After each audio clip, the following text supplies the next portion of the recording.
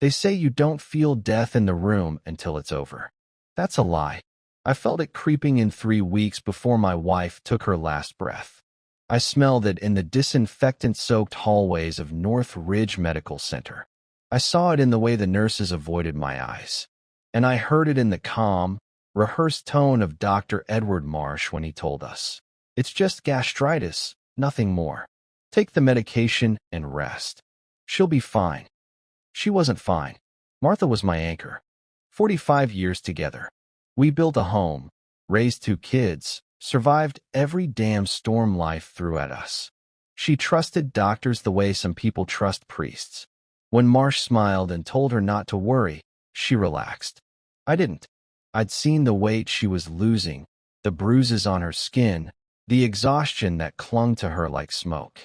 But I stayed quiet, because what did I know compared to a man in a white coat with plaques on his wall?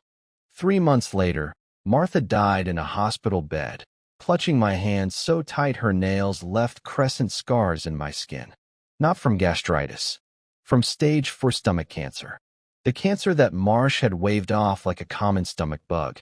Before we continue, please subscribe to the channel and write in the comments where you're watching from.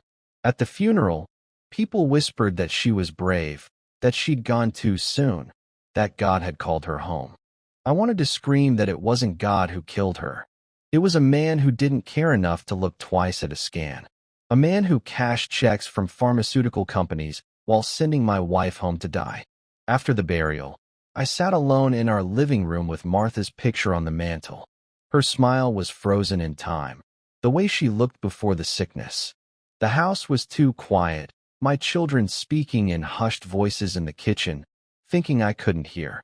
"Dad can't fight this," my son Joshua whispered. "That hospital has lawyers stacked to the ceiling. We'd lose everything." "He has to let it go," my daughter Claire replied, her voice breaking. "We can't afford a war with them. Mom wouldn't want us destroyed over this." Destroyed? I wanted to laugh. My wife was dead, and they were talking about losing money, losing reputation, losing stability. They didn't understand that something inside me had already snapped. There was nothing left to destroy. I met with 3 lawyers the next week. Each one told me the same thing in different words. Dr. Marsh is untouchable. His record is spotless. The hospital will drown you in paperwork until you choke on the costs. One even patted my shoulder, like I was some senile old man, and said, "Better to grieve in peace." Peace. I stopped sleeping. Every night, I replayed Martha's last words in my head. "Ray, don't let them forget me." Her voice trembled, but her eyes were clear. She didn't ask me to win. She asked me not to let her fade into statistics. So I started digging. At first, it was simple. Google searches, old news articles, patient forums. But the deeper I went, the uglier it got. Lawsuits quietly settled. Complaints that disappeared from the state medical board website. A string of deaths that looked unfortunate until you laid them side by side. And buried in financial disclosures, one detail that made my blood run cold. Marsh had been receiving consultation fees from a pharmaceutical company that pushed aggressive drug treatments for patients misdiagnosed with non-serious conditions. The same company that produced the pills Martha swallowed, believing they were saving her. I kept it to myself. Joshua and Claire thought I'd accepted defeat. I played the part, nodding at their lectures, sitting quietly at family dinners, pretending I was fading into a tired widower. But inside, I was fire. Then came the moment that turned my anger into certainty. Claire called one night, her voice trembling. "Dad, do you remember when I was pregnant with Ethan? How Dr. Marsh insisted I take that new supplement?" I remembered. Marsh had said it was safe. Necessary even. Claire trusted him, like Martha did.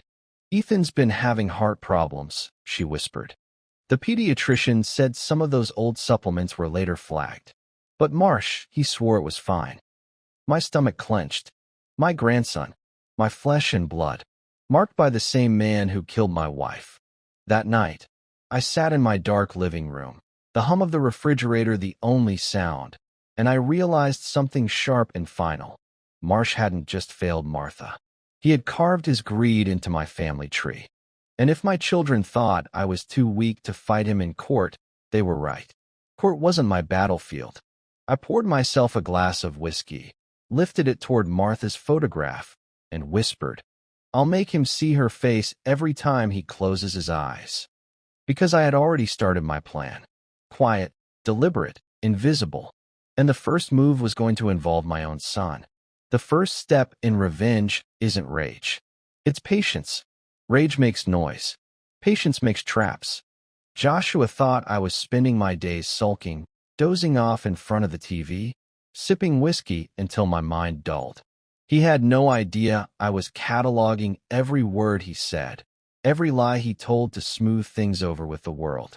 My son worked in medical administration, insurance claims, and hospital contracts. I never cared much about his job before, but now I listened differently. One evening, I stopped by his office under the excuse of just wanting to see my boy. The place reeked of paper and cold coffee. Files stacked too high. Phones ringing in a constant loop. Joshua looked nervous the moment I walked in. "Dad, you should have called," he said, glancing at the clock like he had something to hide. "I was nearby," I lied. "Thought I'd bring dinner. Burgers from Eddie's." The way his eyes softened told me I still had a piece of him. He didn't question when I placed the bag on his desk and started chatting about nothing: the grandkids, the weather, the sorry state of the Cleveland Browns. Meanwhile, I let my eyes drift over his desk. Contracts, invoices, a folder marked North Ridge Medical. "Busy with Marsh's hospital, huh?" I asked casually. Joshua froze for a fraction of a second. Barely noticeable, but I saw it. "Yeah, just paperwork. Nothing serious." But it was serious. He'd been working with them. My son, who had told me to forget, was feeding at the same trough that fattened Marsh. I went home that night and sat in the dark, the folder burned into my memory. I didn't know if Joshua was a pawn or a partner, but either way, he was tied to Marsh, and that meant I could use him. The next week, I invited Claire and her boy Ethan for dinner. Claire's face was pale, her eyes tired from hospital visits. Ethan played quietly in the living room, one hand pressed absent-mindedly against his chest like he always did when the pain flared. Over dinner, Claire finally cracked. "Dad, the bills are eating us alive. Tests, specialists." Joshua promised he'd help, but every time I ask, he avoids me. Says his hands are tied. Joshua's hands weren't tied. They were busy signing contracts with the same people who poisoned my wife and damaged my grandson. I set my fork down and looked at Claire. "Sweetheart, what if I told you your brother knows more than he admits? What if Marsh didn't just make mistakes? What if he's been paid to make them?" Her eyes widened. "Dad, that's insane." "Is it?" I asked softly. "Think about Ethan. Think about Mom. You trusted Marsh. So did I. So did she. And look what it cost." Claire's hand trembled as she gripped her glass. "If that's true, then Joshua, then your brother isn't just blind. He's part of it." She didn't answer, but her silence was enough. A seed was planted. That night, after they left, I opened the old lockbox in my study. Inside were Martha's medical records, hospital bills, prescriptions, all the paper trail Marsh thought would stay buried under jargon. I spread them across the desk and drew lines, dates, notes. Patterns emerged. Tests delayed. Wrong medications. Insurance approvals rushed through with unusual speed. But I needed more than suspicion. I needed proof. And proof was locked in Joshua's world.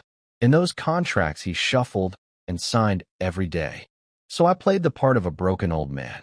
I called him late at night, slurring my words with fake drunkenness. "Son, I just don't understand all these papers. Can you help your old man? Come by, look at them for me." He sighed the way young men sigh when they think their fathers are fading. "Yeah, Dad, I'll come by this weekend." Perfect.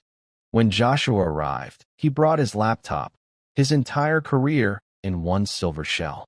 He thought he was just humoring me, showing me a few forms, clicking through boring databases. He didn't notice how carefully I watched his passwords, how I noted the way he accessed North Ridge Medical's files.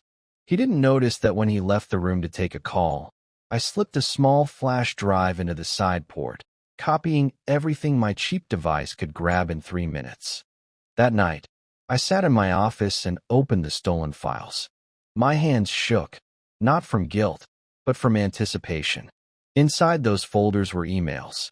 Emails between Marsh and my son, and one of them nearly stopped my heart. Joshua, the supplements are cleared for billing. Tell your sister it's safe. The trial data looks fine on paper. Payments will be wired by Friday. Payments. Trial data. My daughter. My grandson. My dead wife. Joshua hadn't just known. He'd delivered the poison into our veins. I stared at the screen, the glow lighting up Martha's picture on the mantel. Her smile looked different now, almost approving, because this wasn't just about revenge anymore. It was about ripping apart the web they'd spun around my family. And the first spider in line was my own son. The night I uncovered those emails, I didn't sleep. Not a second. I sat at my desk while the clock ticked past midnight, past 2, past 4, the glow of the laptop painting my face in cold blue. Each word on the screen was another knife twisting deeper. Joshua wasn't just connected. He wasn't just complicit. He had invited Marsh into our family's bloodstream. By dawn, I knew what I had to do. When you've spent a lifetime building, you learn that the first strike isn't a hammer swing. It's a hairline crack. Something invisible that grows until the whole structure collapses. My first crack would be trust. I called Claire. My voice was steady, almost too steady. Sweetheart, I need you to listen carefully. Don't tell Joshua about Ethan's next appointment. Don't even mention it to him. Take Ethan to Dr. Patel at St. Mary's instead. Quietly. No paperwork through Joshua's insurance contacts. She hesitated. Dad, why? Because Marsh and your brother have been trading more than pleasantries. Her breath caught. I could feel her denial pressing against the phone line. No, Joshua wouldn't. He already did, I snapped. Then softer. Trust me. Please. Silence. Then, finally. Okay. Good. One piece shifted. That evening, I made my second move. I called Marsh's office, pretending to be a harmless widower asking about billing questions. The receptionist was chirpy, scripted. Dr. Marsh is very busy, Mr. Calder. Could you perhaps email your concerns? I kept my tone shaky, innocent. It's just, I found some paperwork in my son's files. Emails. They mention payments and trials. I don't understand. Could I send them to you, doctor? The line went quiet for a moment before she forced a smile back into her voice. Dr. Marsh isn't available right now, but yes, please forward them. He'll review. Perfect. The bait was set. They'd think I was clumsy, reckless. They'd rush to cover tracks. And the more they scrambled, the more they'd reveal. That night, Joshua called me. His voice was sharp, clipped. Dad, what did you say to Marsh's office? I feigned confusion. Oh, just some billing questions. Why? Why? Because you don't understand what you're messing with. His tone cracked, frustration leaking through. Do you realize how fragile these arrangements are? Arrangements. He didn't even hear himself. He was too busy panicking. I let my voice tremble. Son, I don't want trouble. I just want to know the truth. He cursed under his breath. Stay out of it, Dad. For your own good. Click. Line dead. But I was smiling. He'd confirmed everything without even realizing it. 3 days later, Marsh himself called me. Smooth voice, dripping with false concern. Mr. Calder, I'm so sorry for your loss. I understand you have some misunderstandings about your wife's care. Misunderstandings. I bit the word like glass. You told her it was gastritis. She died choking on her own blood. A pause. His lawyer's brain was already turning. Medicine is complicated, sir. No diagnosis is perfect. But dragging my name into baseless claims will only bring you pain. Pain. He thought he could threaten me into silence. I leaned forward in my chair, gripping the phone so tight my knuckles whitened. Doctor, I buried my wife because of you. My grandson is sick because of you. And my son sold his soul to you. Do you really think there's any pain left that scares me? He stayed calm, but I heard it, the faint hitch in his breath. You should be careful, Mr. Calder. For your family's sake. Family. He'd said the one word that cut deeper than all the others. That night, I went to Claire's house. Ethan was asleep on the couch, small chest rising and falling in shallow breaths, a stuffed bear tucked under his arm. Claire sat across from me, face pale. Dad, she whispered. Dr. Patel confirmed it. Ethan's condition, it matches side effects from those supplements Marsh pushed. You were right. Her hands shook. And if Joshua knew? I handed her the printed emails. No more ifs. He knew. Tears welled in her eyes. Betrayal tastes different when it's blood. I put my hand on hers. Sweetheart, listen to me. From this moment, you don't answer Joshua's calls. Don't tell him anything. Protect Ethan. I'll handle your brother. I'll handle Marsh. How? She whispered. I looked toward the sleeping boy, his small hand curled like a fist, even in dreams. By tearing them apart with their own secrets. Because the next phase wasn't about gathering evidence anymore. It was about making them eat each other alive. The cracks started to spread faster than even I expected. 2 days after Claire cut Joshua off, my phone lit up with his number. 10 missed calls by noon. By evening, a frantic voicemail. Dad, we need to talk. This is serious. People are asking questions about things they shouldn't. Call me back before it gets worse. I didn't call back. I wanted him to sweat. Panic makes people sloppy. The next morning, news broke that shook the whole city. A former nurse from North Ridge Medical had filed a whistleblower complaint. Leaked documents, claims of falsified trial data, bribes from pharmaceutical reps, and at the center of it all, Dr. Edward Marsh. I read the article with my morning coffee, steam curling like smoke from a gun I'd just fired. Because, in a way, I had. That little phone call I'd made, the one where I played the confused old widower, hadn't just rattled Marsh. It had triggered panic in his office. They started shredding documents, moving money, sending nervous emails. Someone inside saw enough to finally snap. The whistleblower. I hadn't even planned that piece. Sometimes revenge has a sense of humor. But Joshua, he was caught in the blast zone. By noon, he was pounding on my front door. His suit wrinkled, tie loose, sweat dripping down his forehead in the March chill. Dad, he barked, storming into the living room without waiting for an invitation. What did you do? I leaned back in my chair, calm as still water, reading the paper. Same as you, I imagine. His hands shook as he shoved the article in front of me. They've got my emails. My emails with Marsh. Do you understand what that means? I could lose everything. My job, my license, my family. I looked him dead in the eye. You already lost your family when you let your mother die. He froze. The words hit him like a brick to the chest. You think Claire doesn't know? I pressed. She does. She knows about Ethan. She knows about the supplements. She knows you sold us all out for Marsh's blood money. His mouth opened, closed. For the first time in years, my son looked like a little boy again. Caught, cornered, desperate. I didn't have a choice, he whispered. Dad, you don't understand. Marsh, he had leverage. I slammed my hand on the table. Don't you dare tell me about choices. You had a choice when Mom begged for a second opinion. You had a choice when Claire trusted you with her pregnancy. You had a choice when Marsh waved a check in your face. And every damn time, you chose him over us. His eyes darted to the floor, shame flickering in the cracks of his arrogance. But shame wasn't enough. That night, Marsh called me again. His tone was different this time, edges fraying.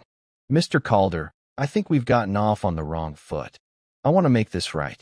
Perhaps we could meet privately. Talk about compensation. Compensation. He still thought this was about money. I played along. Where and when? Tomorrow, 8 p.m., my office. I hung up without another word. Claire begged me not to go. Joshua tried to forbid me, like he still had authority over my life. But I was already decided. Martha's face stared back at me from the mantel, and I could almost hear her whisper, "Don't let him walk away clean." That night, I put on my old navy coat, the one Martha had always said made me look stubborn as stone, and slipped the flash drive of Joshua's stolen emails into my pocket. Not the originals, but copies, dozens of them, all neatly arranged. If Marsh wanted to meet, I'd give him a show.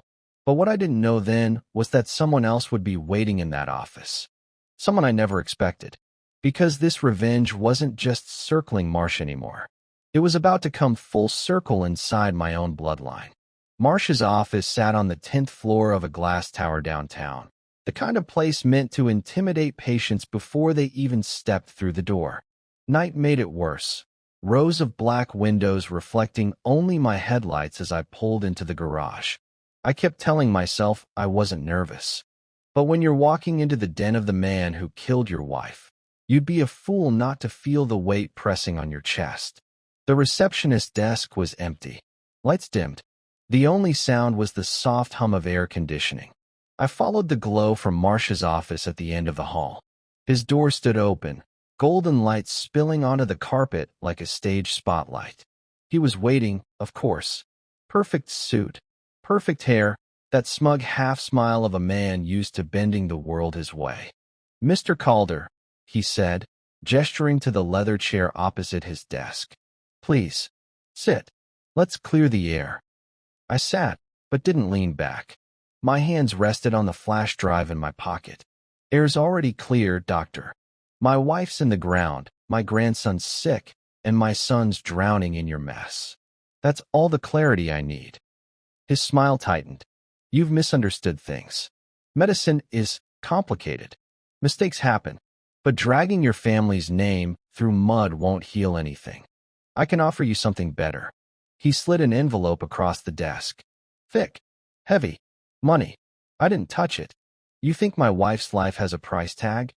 "Everything does," he said smoothly. "Take it, Mr. Calder. Walk away.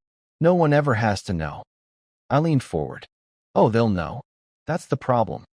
His jaw clenched, but before he could respond, the office door creaked. I turned.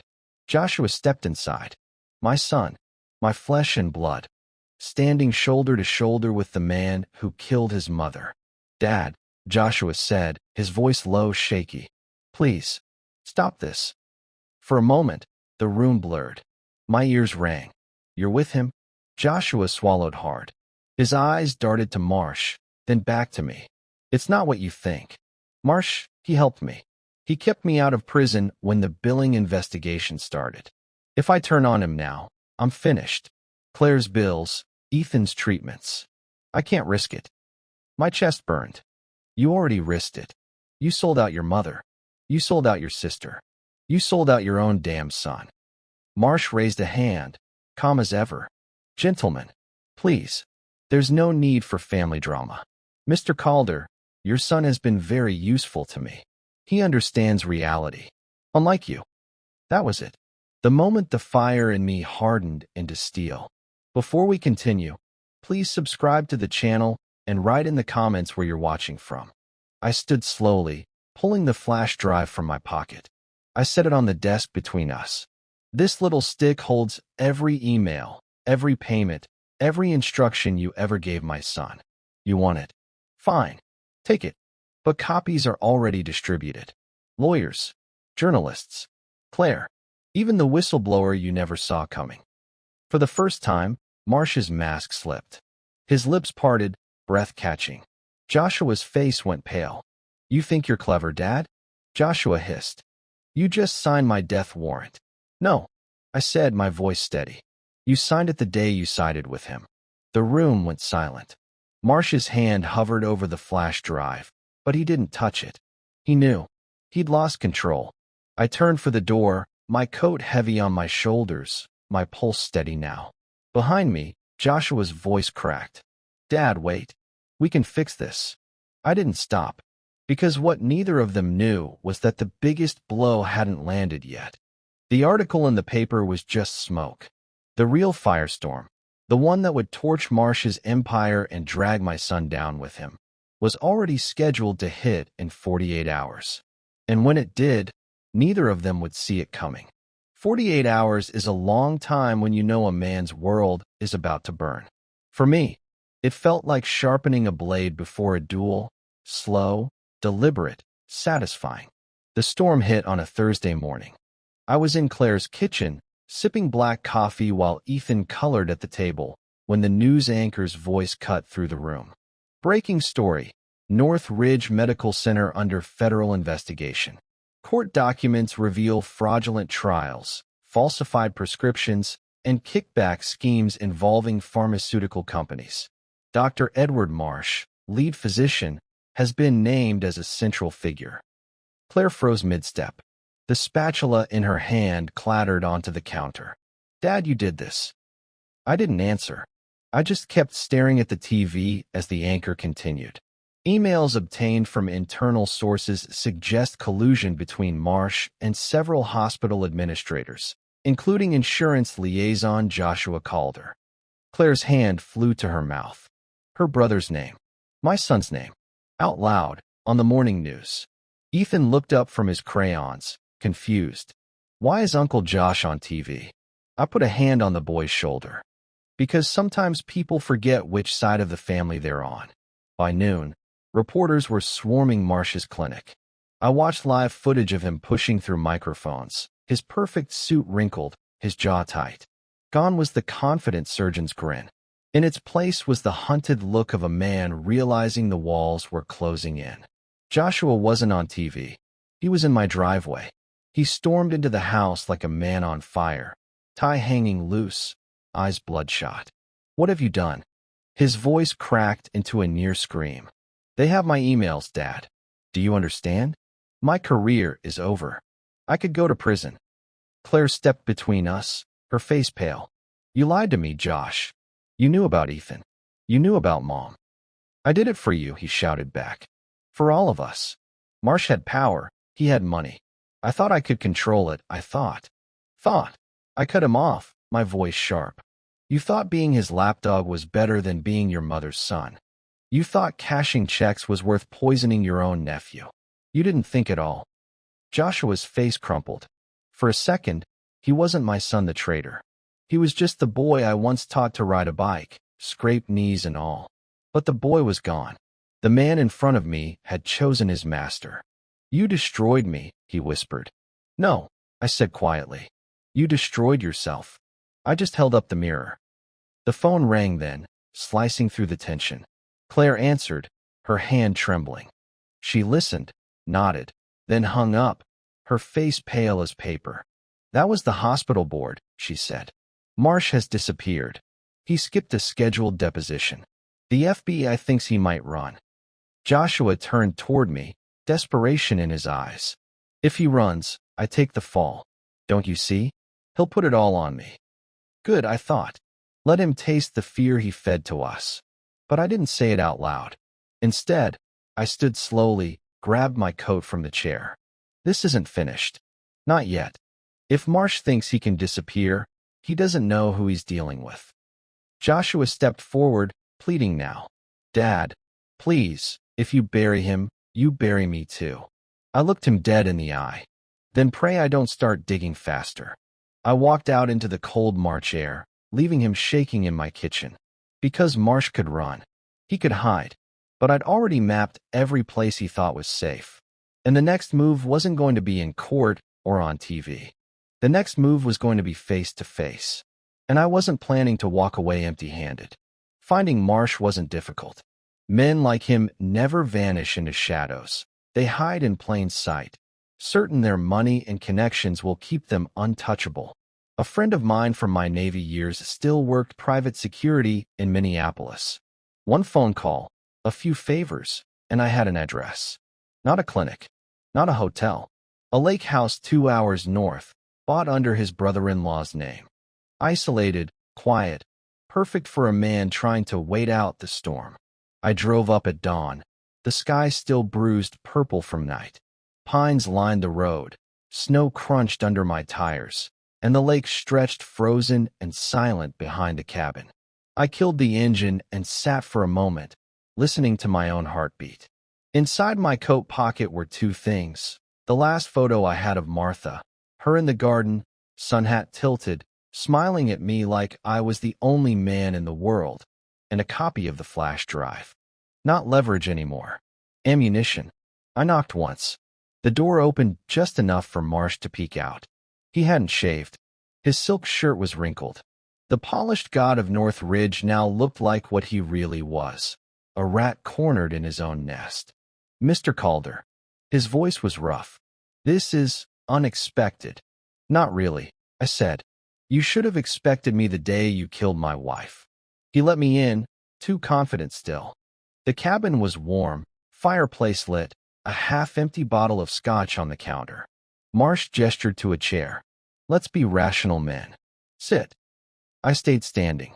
You can dress it up in words. Rational, complicated, mistake. But my wife's in the ground. My grandson is sick. And my son, my voice caught. I forced it steady. My son's chained to you like a dog. He sighed, poured himself a drink. Joshua was ambitious, that's all. He wanted a future. I gave him one. He owes me. He owes you nothing, I snapped.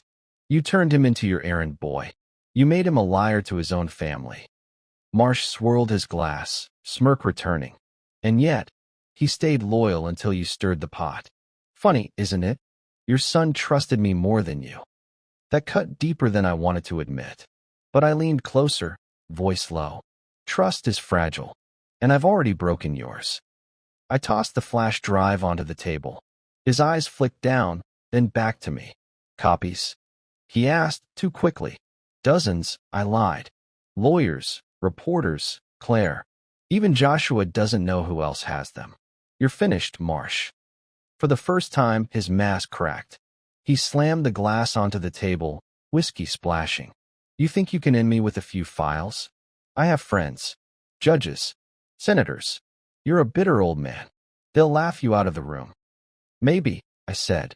But they won't laugh when they see what you did to Ethan. To my grandson. You can buy silence from strangers, not from a sick boy's heartbeat. His face drained of color. He hadn't expected me to pull Ethan into this. Good. Let him feel a fraction of the weight we carried. Before he could respond, the cabin door burst open. Joshua, my son. He looked wild. Hair unkempt, eyes bloodshot, coat half-zipped. He must have followed me. Dad, his voice cracked. Don't do this. If Marsh goes down, I go with him.